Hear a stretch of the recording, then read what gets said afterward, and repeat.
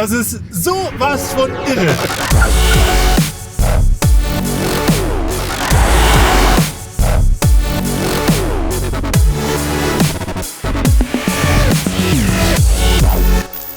Hello everybody and welcome to the newest episode of Inside AMG, where today we're going to learn everything about driver assistance systems. And as you can see, I'm already experiencing some of it in this GT 4-door coupe, but that's of course not going to be everything for today. We're also going to meet some experts in today's show, and the first one is already waiting for us. So I'd say after we've successfully been parked, fully automated, it's about time we go and meet him.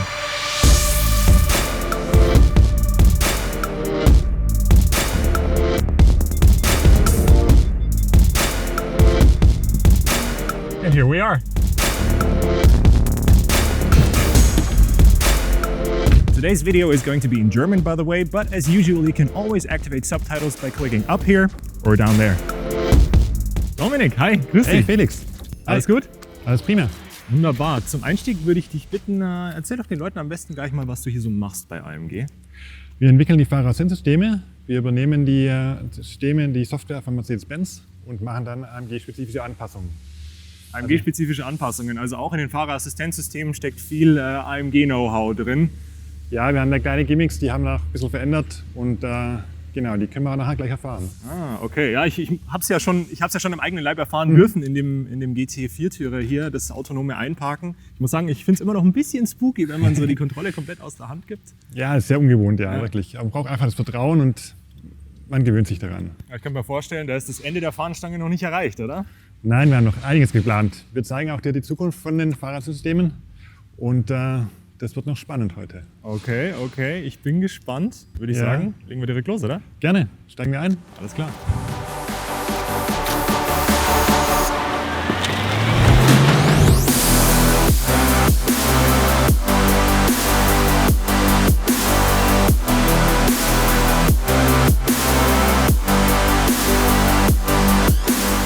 So Dominik, auch ich als Laie erkenne, also das Interieur ist zwar bekannt, aber hier ist ja einiges an Messtechnik verbaut in dem Auto. Wir haben hinten im Kofferraum eine große Messtechnik, die alles aufnimmt. Die ganze Sensorik, die Kamerasensorik, die MMRs, den Fernbereichsradar vorne.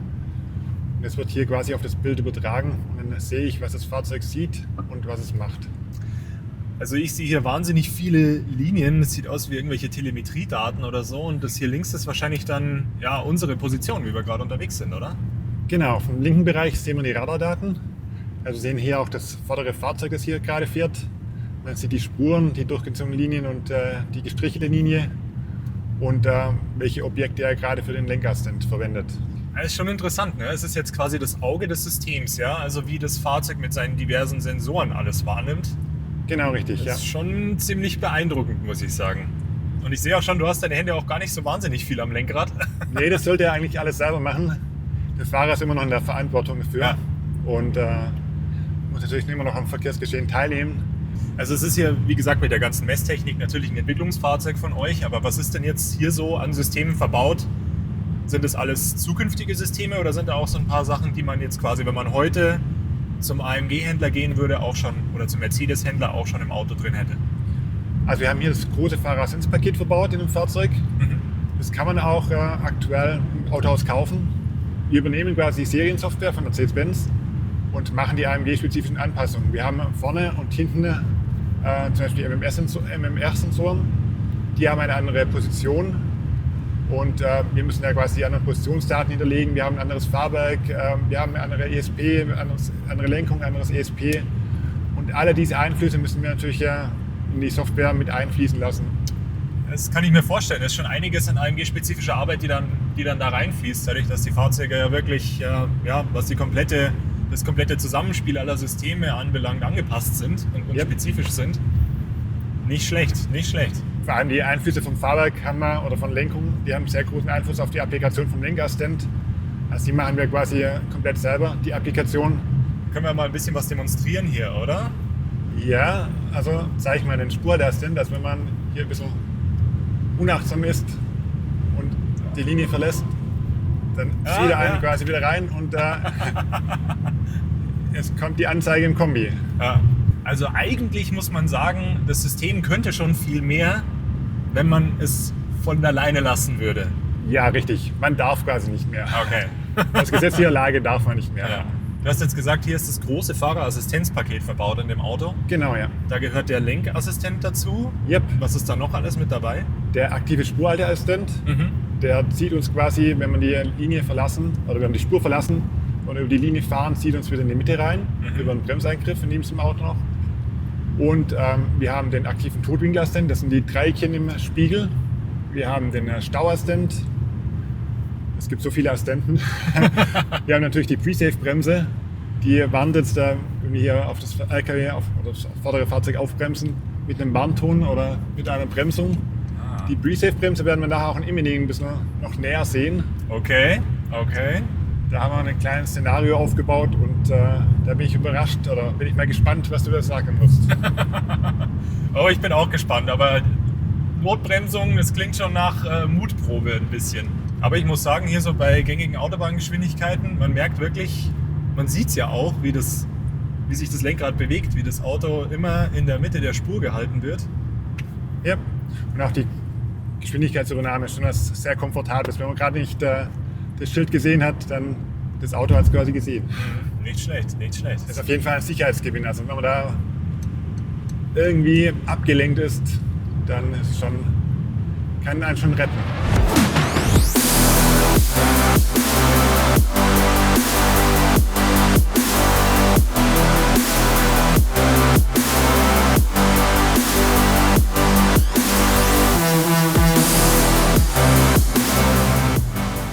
Okay, So, wieder ein schönes.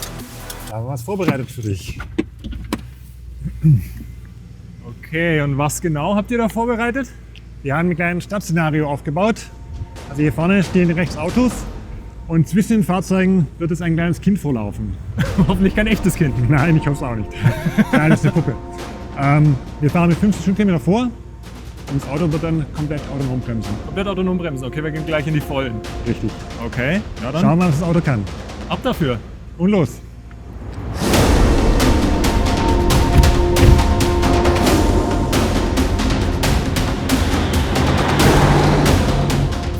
Es fühlt sich schnell an, vor allem wenn man weiß, dass jetzt gleich was passiert.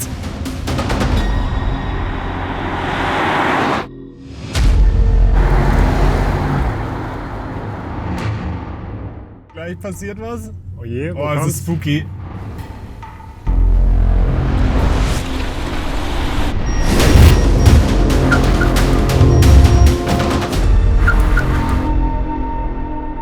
Da steht er, der Kleine. Da steht er, richtig. Nicht überfahren. Das ist ja Wahnsinn. Man weiß, es passiert gleich was und trotzdem ist man überrascht. Und ich hätte keine Chance, selbst so schnell zu reagieren. Nein, so schnell reagiert keiner. Das ist, Keine Chance. ja, schon sehr beeindruckend. Auf jeden Fall. Das ist wirklich sehr beeindruckend. Ein guter Aufgalopp auf jeden Fall. Okay, wir sind deutlich flotter unterwegs diesmal. Richtig. Etwas höhere Geschwindigkeiten. Wir fahren ganz normal auf der Landstraße. Ja. Was genau passiert jetzt?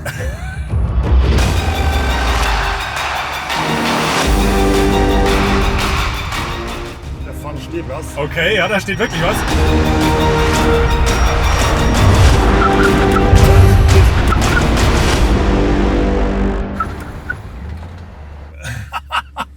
Wunderschön. Und das mit 90. Hat er gepackt. Mein Herz. Okay, also das schon- ist jetzt die ist schon sehr, sehr klassische, ungewohnt, ja. die klassische Stauende-Situation. Ja, Stauende oder irgendwo. Man ist einfach unachtsam und Auto steht und die verschiedenen Eskalationsstufen. Erst die Warnung, dann die Teilbremsung, dann die Vollbremsung. So wie es sein sollte. Ich bin ziemlich, also ich habe ja gesehen, da steht was, aber also jetzt so quasi sich einfach komplett aufs Auto zu verlassen, ist schon eine ziemliche Überwindung. Ja, man kommt nicht oft so in die Situation, dass da was steht bei der Geschwindigkeit. Aber nicht schlecht. man kann sich wirklich aufs Auto verlassen. Und was haben wir noch was ganz Besonderes für dich vorbereitet? Wir werden auf den Handlingskurs fahren. Handlingskurs klingt immer gut. Richtig.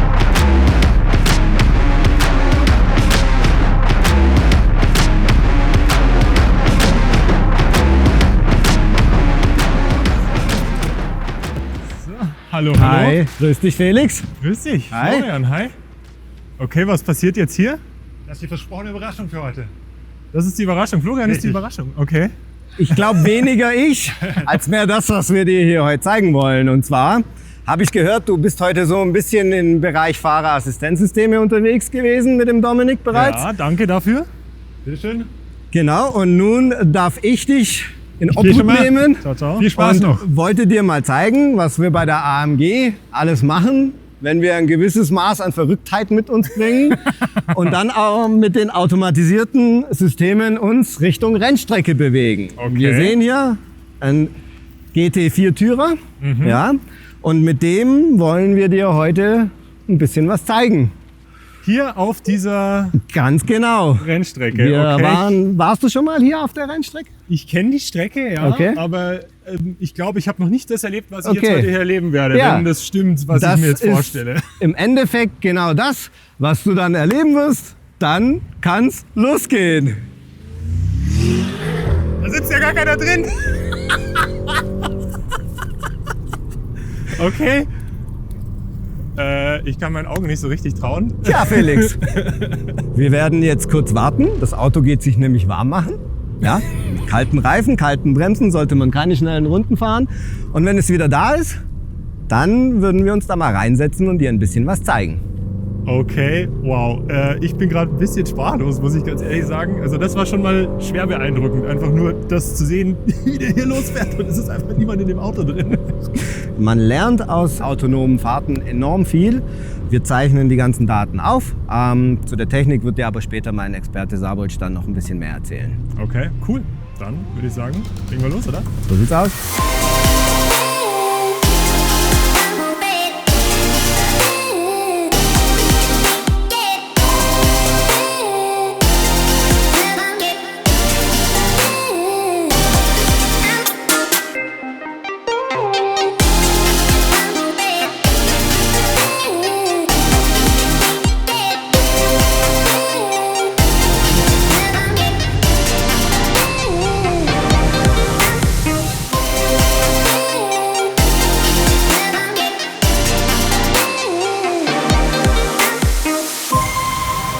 Das ist total irre. Der dreht jetzt da hinten einfach voll automatisiert seine Runden. Ganz genau, der macht sich warm und da hinten kommt er jetzt raus. Ich gehe ihn mal geschwind abholen, dann können wir weiterfahren.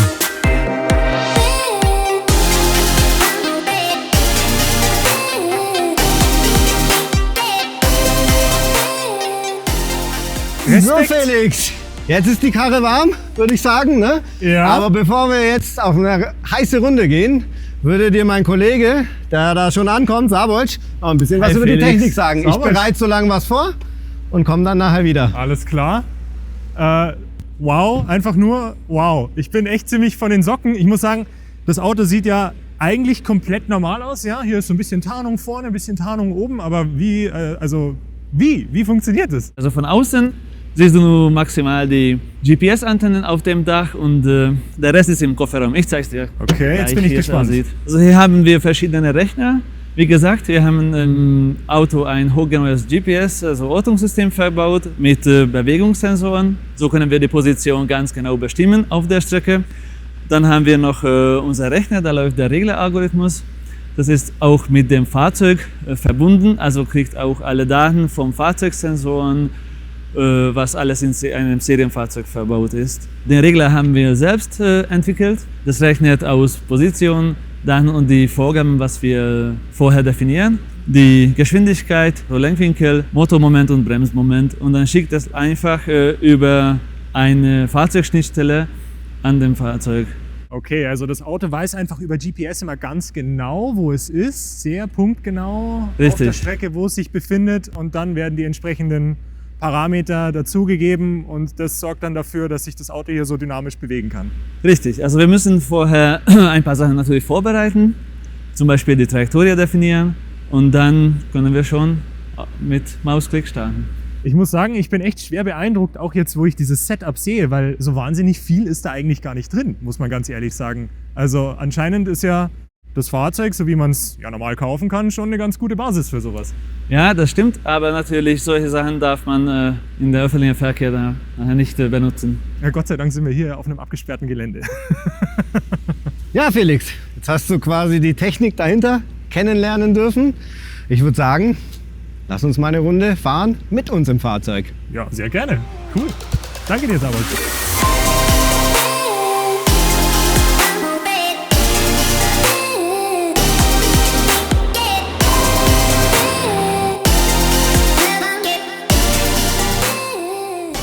Rabold, alles in Ordnung, bitte zum Startpunkt fahren. Die Lenkung hat's aktiviert, ich mache jetzt nichts mehr.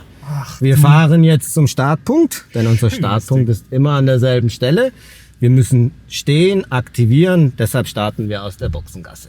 Startpunkt erreicht, kurz nach dem Start wird die Messung loslaufen. Okay.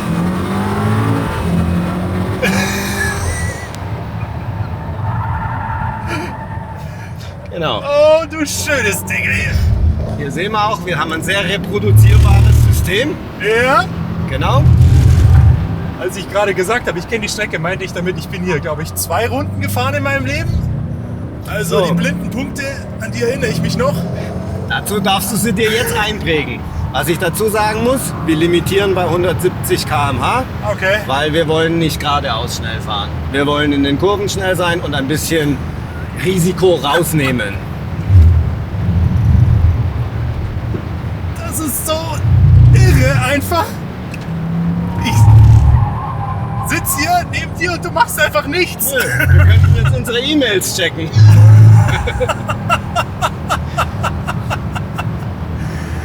So, Kurvenbremsen. Ach du meine Güte. Und wir sehen, wir haben 0,1 Sekunden gut gemacht. 0,0. Also wir sind exakt gleich schnell. Auf die Zehntelsekunde immer wieder. Du siehst es ja. Wahnsinn. Das ist absolut Wahnsinn. So, jetzt kommt eine ziemlich schnelle Passage. Das ist Pre-Safe, das Sicherheitssystem. Also alles funktioniert, wie es funktioniert soll. So sieht's aus. Wir fahren hier ja im ESP On und im On ist das aktiv. So, hier ist die Runde, zack, bei uns zu Ende. Ich übernehme wieder. Das ist sowas von irre. Das ist sowas von irre. Ich habe noch nie sowas erlebt. Ja, das freut Das ist- uns, dass es dir gefällt, Felix. Aber es geht ja noch weiter. Jetzt darfst du Platz nehmen und dir nochmal die Runde so gut du kannst einprägen, denn danach musst du sie schlagen. Okay.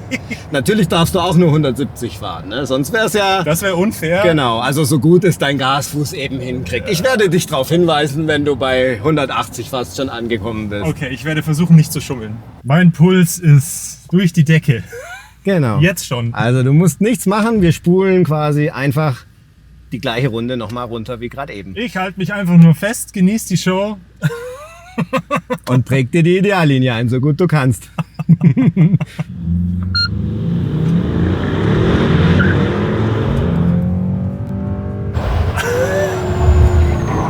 Ich fass es nicht. Ich fass es nicht.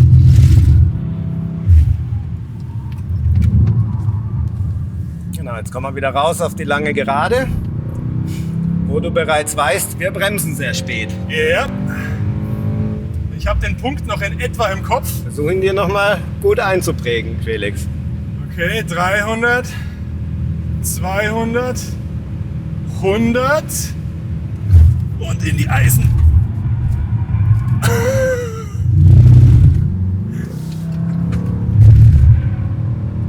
Oh wow, das ist so spooky. Genau, da hinten haben wir eine sehr knifflige Stelle. Ein Ja. bisschen achtsam Wir bremsen quasi erst in die Kurve rein. kurz vorm Scheitelpunkt. Genau, dann eng nehmen wir sie. Hier gibt es natürlich mehrere Möglichkeiten, die Ideallinie zu treffen. Es ist unfassbar, dass sich das System ja auch auf diese leicht wechselnden Parameter einstellen muss.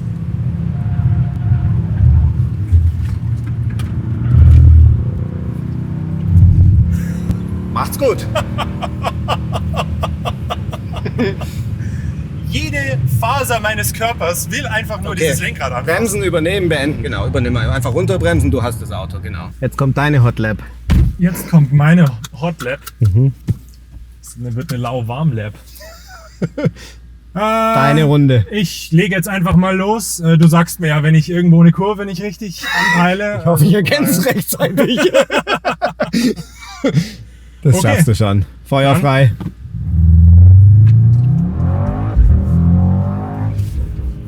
Schön innen fahren, auch über die Curbs drüber und vor der Kuppe dann den Anker schmeißen. Oh, ich bin sehr behutsam unterwegs. Schön drauf aufs Gas, schön raustragen lassen und Vollgas. Und um die 170, weißt du ja, Ich sehe schon die Kommentare. Was ist mit Felix los? der Felix Warum ist macht er es so gut. langsam? Jetzt innen bleiben, innen bleiben, links rum. innen bleiben. Ja. Und die letzte S-Schikane. Und Vollgas. Die Zielflagge. Yes! Also eine Abkühlungsrunde braucht das Auto nicht nach meiner Runde. Gerade noch nicht. Wir können hier wieder rausfahren. Aber hast es super gemacht, Felix. Ich wurde von einem Auto eingeschüchtert. Nicht von einem anderen Fahrer. Von einem AMG. Von einem AMG.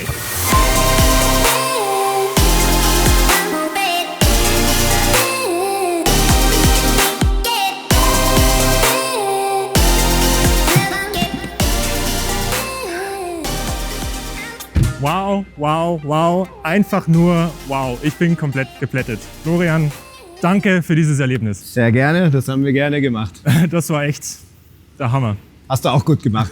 Dankeschön. Sehr gern. So there you have it, folks. We promised you a video on driver assistance systems, and boy, did the guys from AMG deliver. My knees are weak, my hands are shaking.